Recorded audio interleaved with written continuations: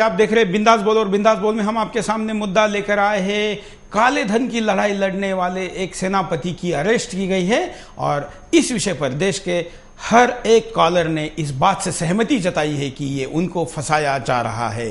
Facebook पर एक और अच्छा मैसेज यहाँ पर आया है, मैसेज हरिद्वार से किया है श्रीरंग ने। श्रीरंग कहते हैं कि नेपाल के नागरिक होने का आरोप लगाया जा रहा है बाबा पर, और नेपाल कभी हमारा ही हिस्सा था। हमारे देश के कुछ नेताओं की कमजोरी के कारण ये तकनीकी आधार पर दूसरा देश बन गया, और हमारे देश का सांस्कृतिक हिस्सा होने के बावजूद भी वहां के व्यक्ति को अगर ये सरकार इस तरीके से ट्रीट कर रही है तो इस देश का हिस्सा कभी ना रहने वाले इटली के नागरिक को कैसा ट्रीट करना चाहिए। श्रीरंग हरिद्वार से अपनी प्रतिक्रिया दे रहे। आप भी प्रतिक्रिया दे सकते हैं, अपनी बात को रख सकते हैं, और अपनी बात आपको इसलिए भी रखनी है कि इस आंदोलन को मजबूत करना है या सरकार की इरादों को आपको तय करना है। अगले कॉलर से बात करते हैं।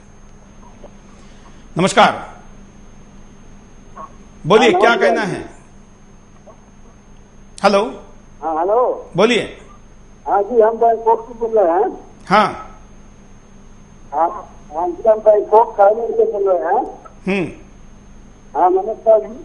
बोलिए क्या कहना है आपको।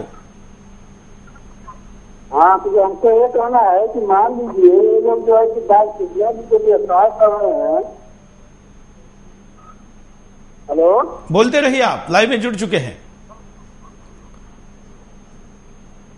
हाँ तो ये बताइए कि जो खन्ना जी जो 14 या 15 मंत्रियों के खिलाफ चलते हैं। धन्यवाद अपनी प्रतिक्रिया देने के लिए। हम कहेंगे कि आप अपने टीवी पर अपना ही आवाज सुनने के मोह में अपनी बात पूरी नहीं कह पाएंगे, इसलिए आप आपके कान पर लगे हुए फोन पर जो आवाज आता है उसकी प्रतिक्रिया में अगर आवाज देंगे, बोलेंगे तो आप अपनी बात को टीवी पे सीधा लाइव रख पाएंगे। और भी कई कॉलर हमारे साथ जुड़े हैं, उनके पास भी चलते हैं। आप भी अपनी बात को रख सकते हैं। फेसबुक पर और SMS के द्वारा हम तक अब तक सबसे ज्यादा प्रतिक्रिया इस कार्यक्रम में आ चुकी है। हम प्रयास कर रहे हैं कि वो भी बीच बीच में ले। अगले कॉल के पास चलते हैं। नमस्कार। हाँ नमस्कार, बोलिए। हाँ नमस्कार, मैं एक पांडे बोल रहा हूँ लोहरदगा से। हाँ हाँ, ऐसा है कि सरकार ने जो आचार्य बालकृष्ण को जो फंसाया है उससे जो है हमारा आंदोलन जो है, और ये जो देशभक्ति का और काला धन वापस लाने का जो आंदोलन है वो, हेलो बोलते रहिए आप। हाँ वो जो है और भी आंदोलन आगे बढ़ेगा और लोगों में और जागरूकता आएगी, और ऐसा नहीं है कि ऐसा करके जो है ये आंदोलन जो है पीछे छूट जाएगा, ये और भी आगे बढ़ेगा। धन्यवाद।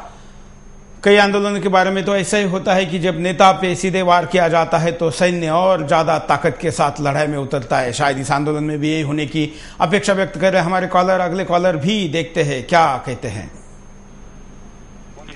नमस्कार। हाँ नमस्कार सर, बोलिए।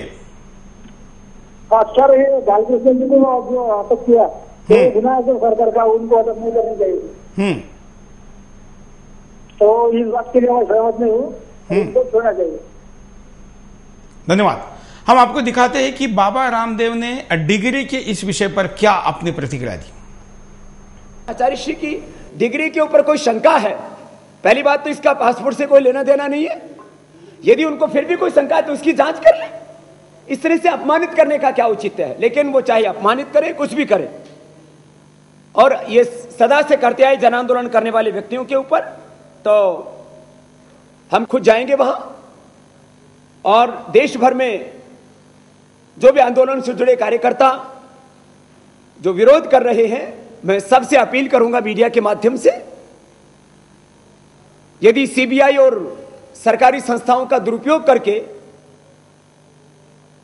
उनको किसी को बदनाम करने का यदि हक है, तो हमको भी लोकतांत्रिक तरीके से ही विरोध करना चाहिए।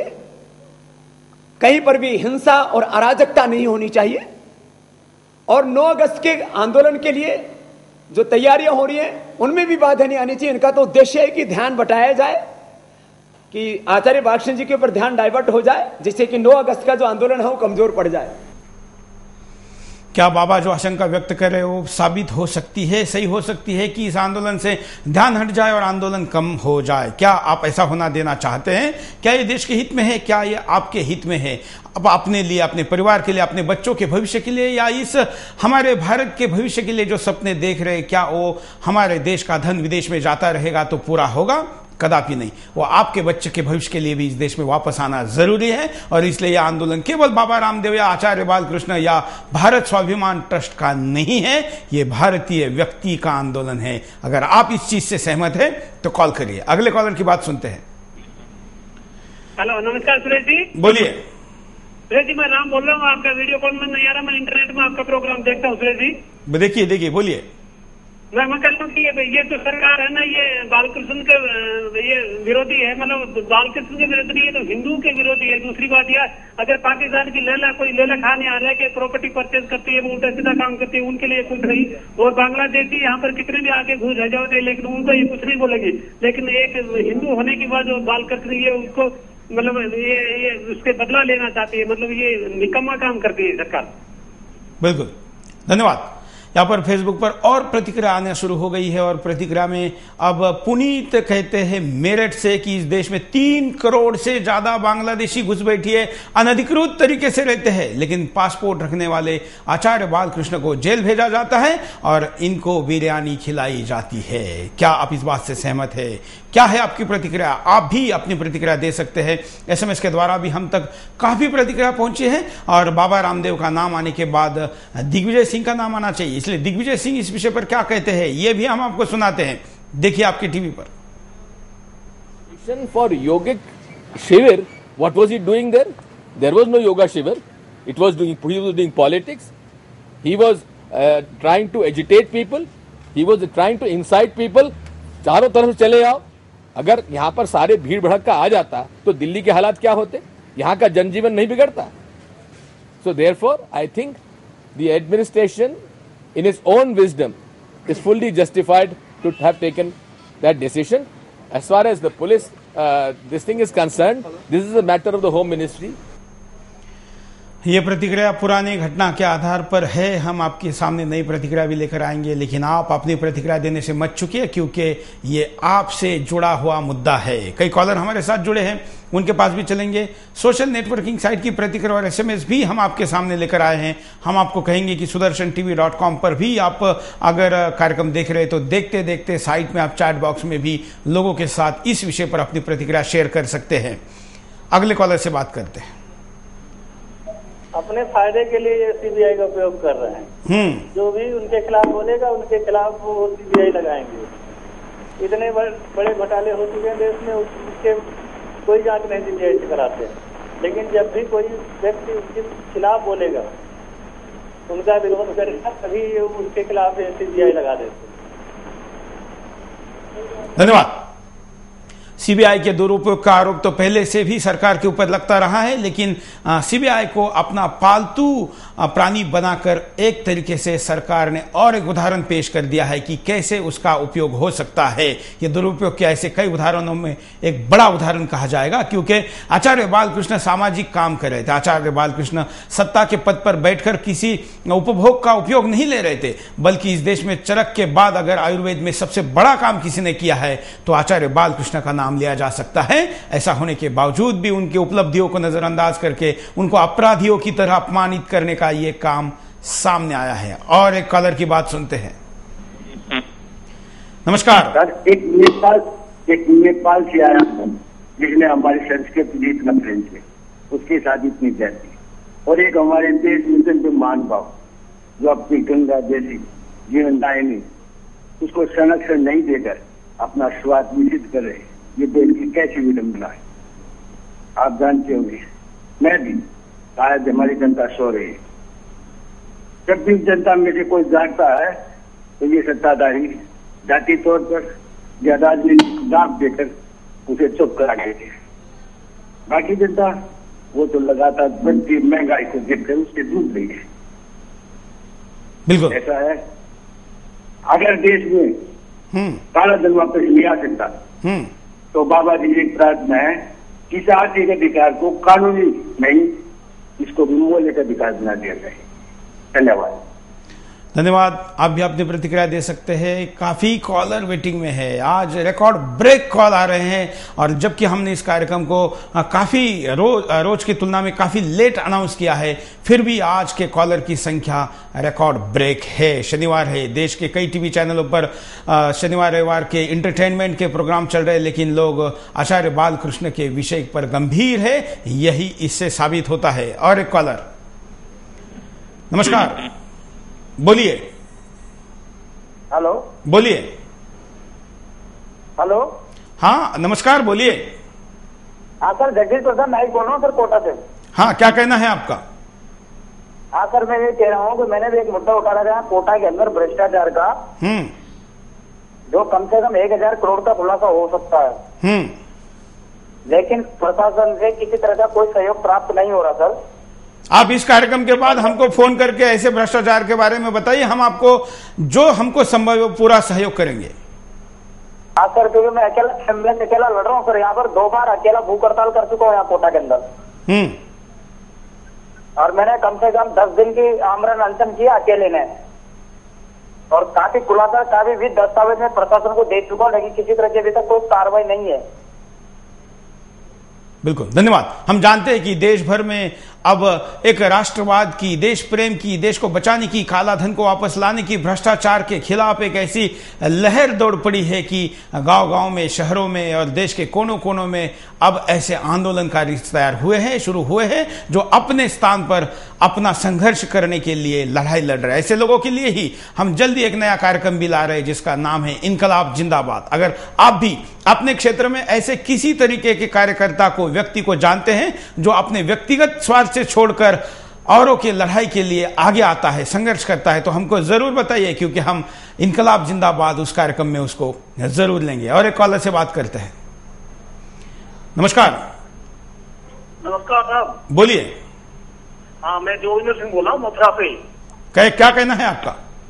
भारत स्वाभिमान का कार्यकर्ता हूँ। मैं बोलना चाह रहा हूँ कि जिस तरीके से फर्जी पासपोर्ट में बालकृष्ण जी को फंसाया जा रहा है, पासपोर्ट बनाने के लिए जो जरूरी दस्तावेज होते हैं वो दिए जाते हैं पासपोर्ट कार्यालय में। पासपोर्ट कार्यालय जो है अपने पुलिस के माध्यम से पूरे जांच कराती है।